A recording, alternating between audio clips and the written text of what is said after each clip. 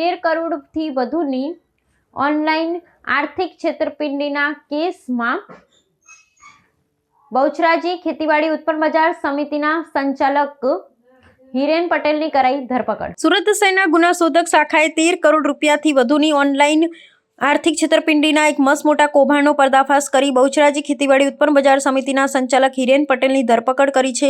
પોલીસની ટીમે બાતમીના આધારે વરાછા ઉમિયાધામ વિસ્તારમાંથી આ આરોપીને ઝડપી પાડી કાયદેસરની કાર્યવાહી હાથ ધરી છે।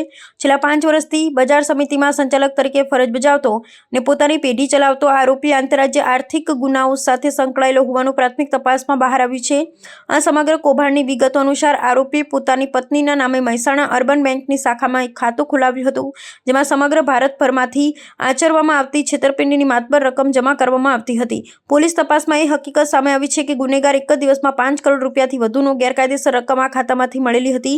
આ ઉપરાંત જમા થયેલી રકમમાંથી આરોપી ધનાદેશ ચેક દ્વારા 16,68,001 રૂપિયાનો ઉપાડ કરી તેનો પોતાનો અંગત કામ માટે ઉપયોગ કર્યો હોવાનું પણ ખુલ્યું છે। આરોપી હિરેન પટેલના આ ગુનાહિત કાવતરામાં સામેલ તેની પત્ની હાલ પાટણની સુજનીપુર જેલમાં સજા કાપી રહી છે। આ આંતરરાજ્ય કૌભાંડના તાર દેશના વિવિધ ભાગો સુધી જોડાયેલા છે, જેને પગલે આરોપી સામે ગુજરાત, મહારાષ્ટ્ર, કર્ણાટક, તમિલનાડુ, પશ્ચિમ બંગાળ, ઝારખંડ અને આંધ્રપ્રદેશ સહિતના રાજ્યોમાં કુલ 21 જેટલા ગુનાઓ નોંધાયેલ છે।